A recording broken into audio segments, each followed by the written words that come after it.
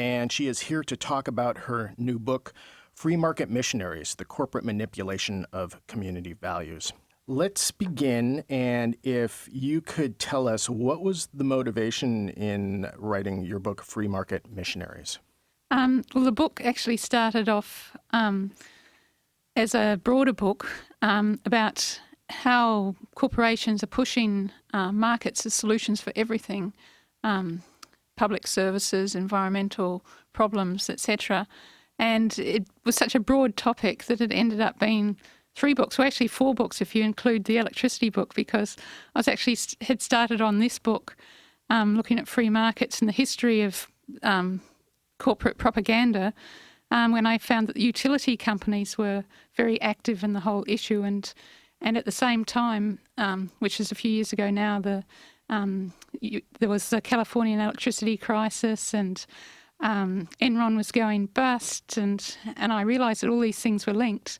And so I took time out to write my book about electricity, and then I got back to this book, and then this book turned out to be still too big because there was the issue of corporate political mobilisation as well as manipulating community values. So that was 2 books, and then the application of market solutions to environmental issues became a 3rd book called Environmental Principles and Policies.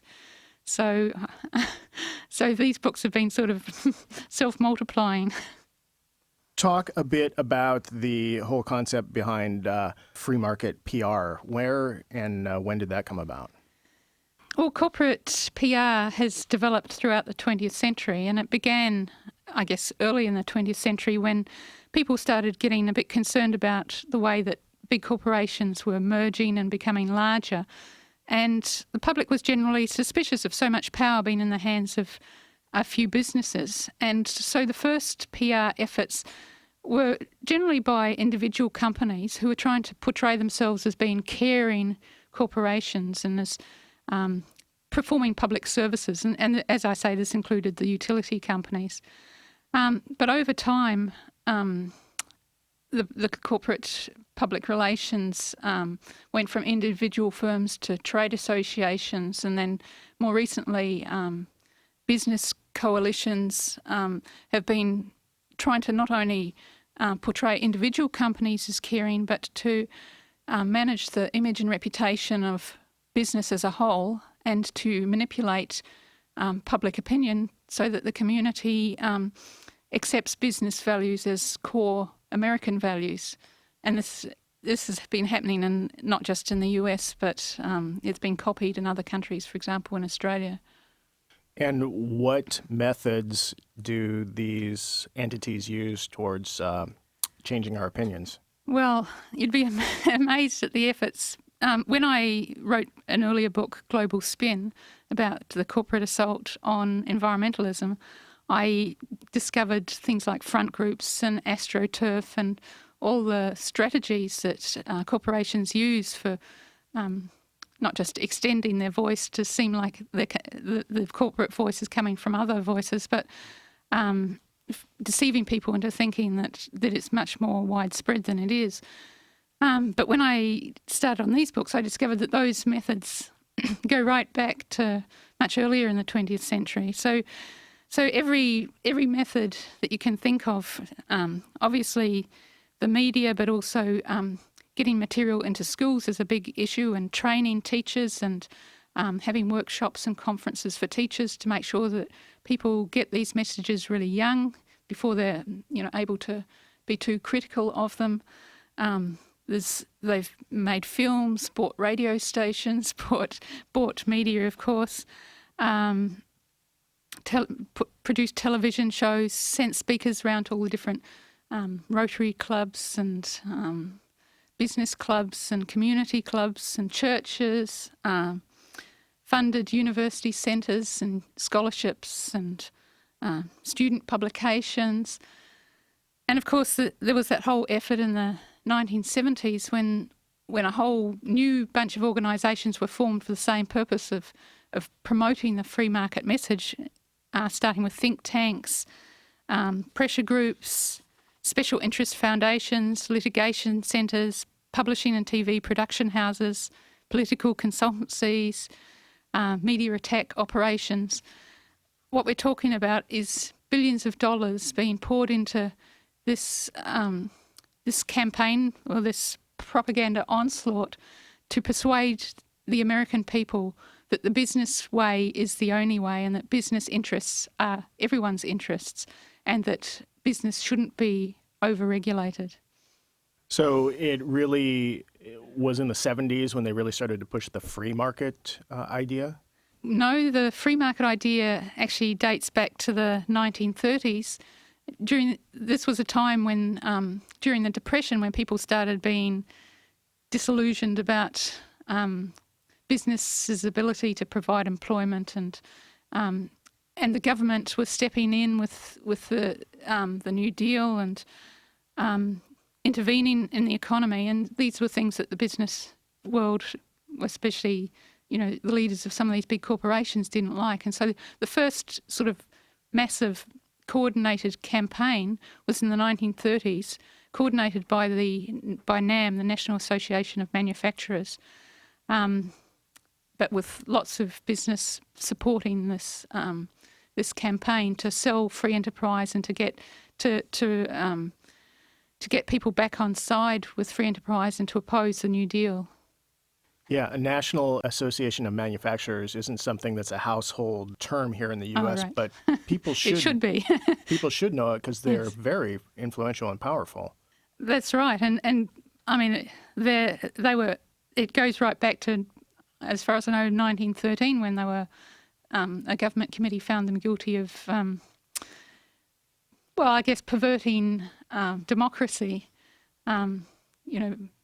undermining democracy anyway through their propaganda efforts, and they're still involved in many efforts today. For example, they're one of the forces behind the privatisation of Social Security, which on the face of it has been sold as something that is necessary because the government's not going to have enough money in 40 years to provide social security for everyone. But in fact is again part of this whole ideological push for free markets, because what they've figured is that people who own shares tend to subscribe to free market values much more, tend to vote Republican and tend to favour pro-business policies because they want to see their share values going up. And what private social security does is it puts people's money into the share market, as 401k plans do as well. And so people then are concerned about the value of shares and the share market going up. And so it sort of aligns their values much more towards business values. So it's all part of... It's a much more subtle arm to this whole campaign of pushing selling free enterprise. As I'm not opposed to free enterprise, I should say, but as a one and only solution that shouldn't be regulated.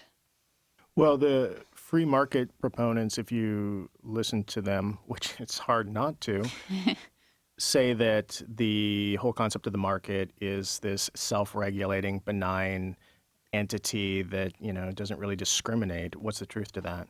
Well, the interesting thing is that the free market story that is sold in schools and in advertisements and in the propaganda is a very naive version of, I guess, neoclassical economics. It's a very naive version of how things work, of the economic system. And obviously corporations, corporate leaders themselves don't believe in this same message. So, for example, the free market story emphasises competition as one of the key aspects of markets, yet big corporations do their utmost to avoid competition by mergers and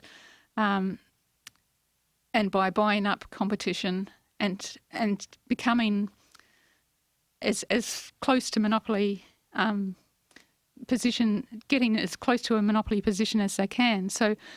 So you have this story that's been sold that the markets provide choice and competition and efficiency, and therefore you get the lowest prices and quality, and that markets are democratic and fair and are the best means of providing all goods and services, and that includes essential services like electricity and water, when the truth is that whilst markets are good for a lot of commodified goods, like white goods, for example, they're not good for providing other things such as essential services that need to be planned and need to have equitable access for everyone.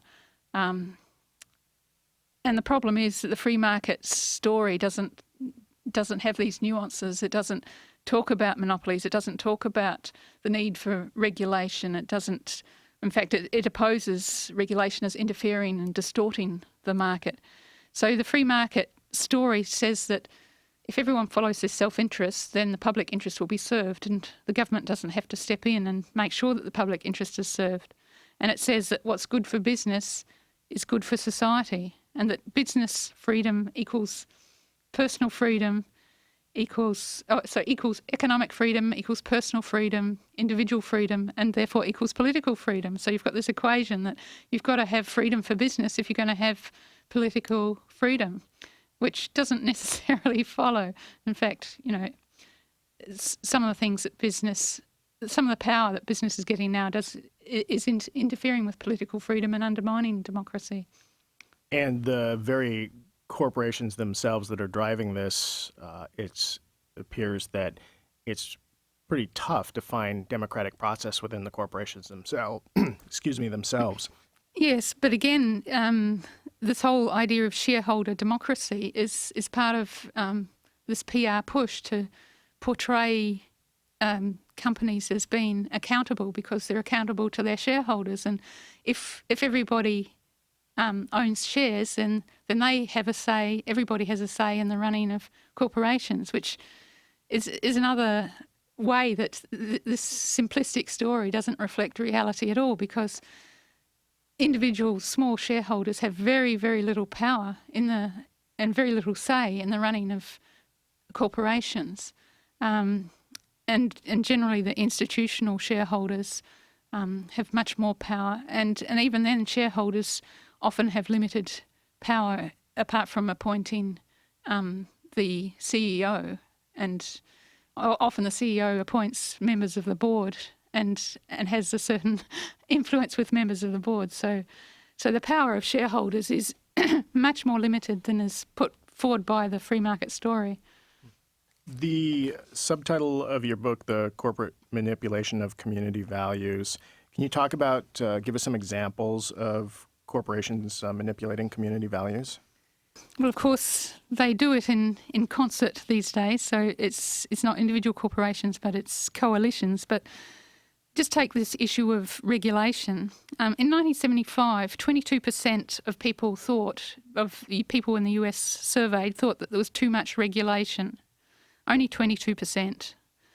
There was a massive campaign led by the Advertising Council starting in 1976. It was a multi-million-dollar campaign over several years, supported by most of the major US corporations, that was, on the face of it, was to help people understand the American economic system. At the end of this campaign in 1980, the number of people who thought there was too much regulation had gone from 22% to 60%, which has all sorts of implications, because in the 1970s, of course, you had the rise of the environmental movement, you had the rise of the consumer movement and all the associated regulation that was going along with that. And all this started to be pushed back in the 1980s as a result of this change in public opinion and also the corporate lobbying and influence behind the scenes, so that sorts of regulations that we should have in place now, for example, to protect the environment, to prevent global warming, the fuel efficiency standards, all these sorts of things are not in place. And so we could have been dealing with global warming years ago, and countries like the US and Australia as well, of course, are very much behind in doing anything about greenhouse gas emissions. And part of this is this whole change in community opinion about regulation. And that goes back to some of the examples you were citing earlier about the different ways in which these associations, these entities, get their ideas across, going all the way to the schools and influencing teachers and school books. Can you talk about that? Okay, well, what happened in the 1976 campaign, the Ad Council produced these various booklets, and one of them was called America's Economic System. And they did things like they illustrated these booklets with Charlie Brown cartoons, so that they were very accessible to adults and children alike. These booklets were advertised for free because this is part of the deal with the Advertising Council, which covers all the advertising industry, is that they get the member and contributing organisations provide media time for free. So they got these booklets were advertised for free on over 400 television stations, over 1,000 radio stations, over 3,000 newspapers. They were advertised in 400 magazines. They also advertised on transit cards, counter cards, in the flyers that people got with their bank bills and their bank statements and their utility bills. They were distributed free to over 1,300 schools, 1,800 workplaces. They were reprinted in 100 newspapers and magazines. So you can see this massive distribution of their little booklet, which said that the economic system gives everyone a say in what's produced. Regulation distorts the market. How important it is for everyone to work hard to increase the productivity of the country and make it wealthy. And that the economic system delivers a high standard of living, and so therefore it shouldn't be interfered with. In terms of schools, there were millions of packages of materials, not just produced by the Ad Council, but by individual companies and trade associations and business coalitions, all sent to schools. They sent schools films to show. They helped to develop curricula. They had speech and essay competitions for children. They offered teachers summer employment to show them how the business system worked. They educated teachers, etc., etc. So you can see.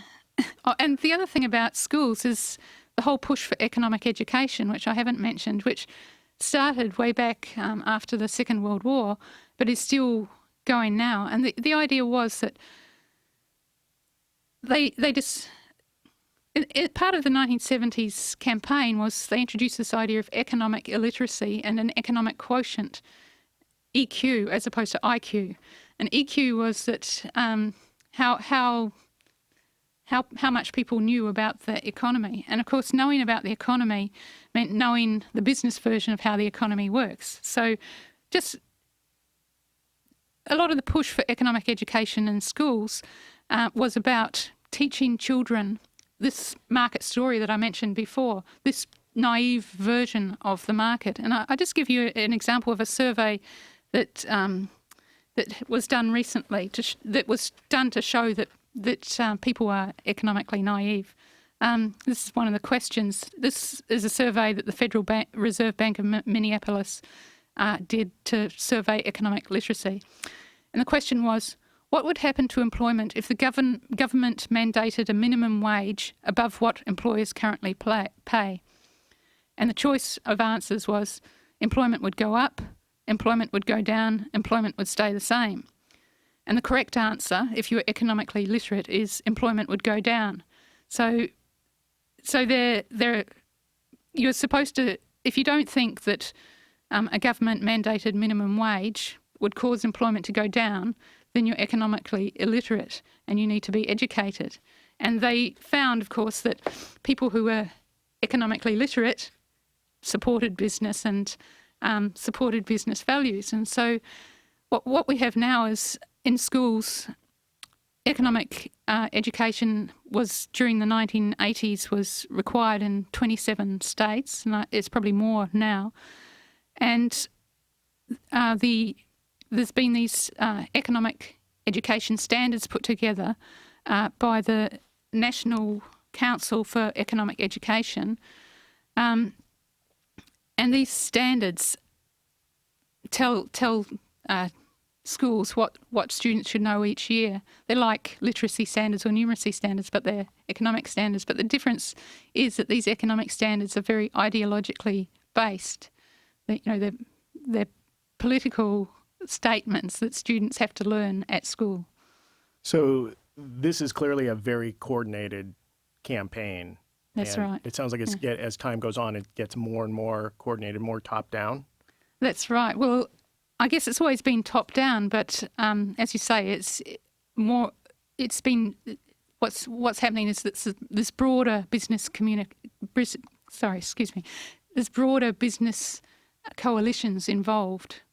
So, when PR started in the early days, it was very much individual firms or trade associations. For example, the association representing the electricity utility industries. But these days, you have organisations where most of the Fortune 500 companies are members, and not just some of their executives, but their CEOs are active in these organisations. So it's right at the top of the companies as well. And there's clearly no oversight in terms of this information that's coming across. Are there any bodies that regulate that? Well, unfortunately, what happens is that this material goes into schools without oversight because it's not coming through the normal channels, and it's for free, and it's glossy, it's professionally put together. And the other thing that's happening, which is what I'm writing my book about now, is with schools being defunded, partly because of unwillingness of wealthy people and corporations to pay taxes, that schools don't have enough money to actually buy decent materials themselves, so that they grab at these free materials because they don't have anything else, they don't have any choice. And to understand, I mean, some teachers obviously can tell the biases and can overcome, can compensate for the biases in the material, themselves, but other teachers aren't economists or have been brought up and trained with this, through the corporate training and propaganda, themselves, and they accept what the materials are correct, and they go on to teach the same free market story. And what do you see as where the arc is heading on this current PR push? Well, I think there must eventually be a disconnect between the story that this is good for us and the reality of people's lives. I'm surprised. I'm actually surprised it hasn't happened yet. That people can see, and I think some people obviously see that what the free market story, what they're being told about their interests being aligned with business interests, is not the case at all. That for most people, whilst corporate CEO wages have been soaring, corporate profits have been soaring, worker wages have been declining, and the real incomes of the lower income levels have remained at best static over the last 10 or 20 years. So you have this complete concentration of wealth going to corporations and to the people who have the big shareholdings, the wealthy people, the wealthy families. And there's been quite a lot of publicity about CEO pay, for example, and a bit of publicity about corporate profits too. I mean, for example, the most recent one I read was Exxon's profit of $52 billion. I mean, this reaches the realms of the ridiculous, considering, people's everyday pay. And we've also seen here of late different corporations, including Microsoft, that one of the mechanisms they use for pushing their values is to get people to, for instance, write letters to the editor, things like that, supporting the different corporations and their ideas. Yes, well, and that's not actually a new method.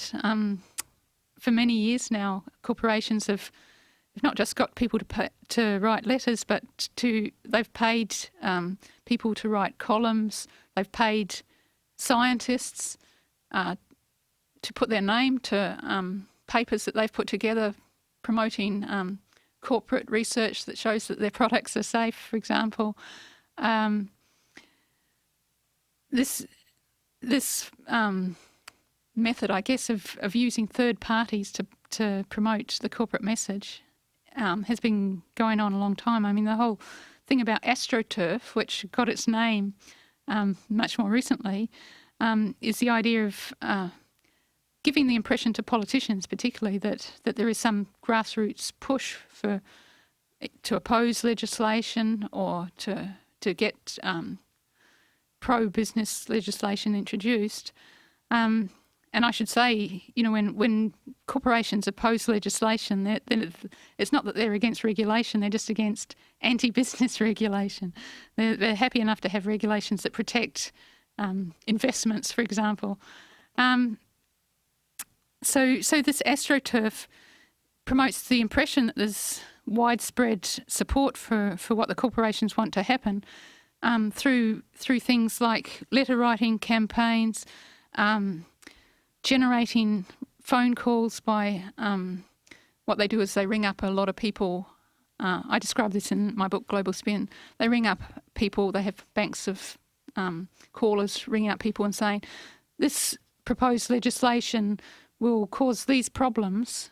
Do you think that it should be opposed?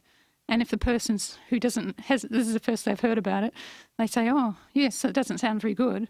Before they have a chance to think about it or get any alternative information, they're patched through to the office of the congressman, and they find themselves they're talking to the congressman's office saying, this legislation doesn't sound very good. I'm concerned about these things. And the congressman or the congresswoman gets all these phone calls, and they think, oh, there must be this massive grassroots or generated opposition to this legislation, when actually it's all been orchestrated by the public relations firm.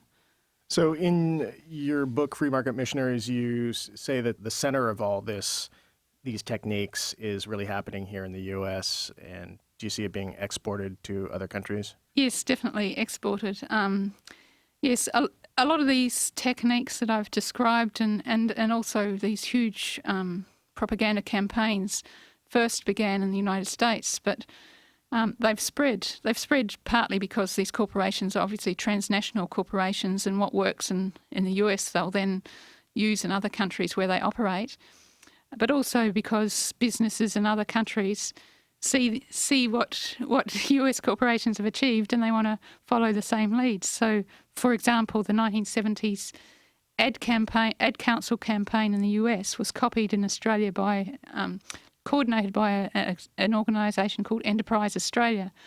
That actually, they had tours in the US, and they got the key PR man from the US over to Australia to help them with their campaign, and they had similar, pushing free enterprise materials into schools, etc. The other thing that happens is, for example, in Australia, union leaders were invited over to the US, first-class fares, pampered in the US, to a course at, I think it was at Harvard, where they're taught free market propaganda, and then they go back to Australia, and it undermines, the whole union movement in Australia, because these people become union leaders and even, leaders of the Labor Party in Australia.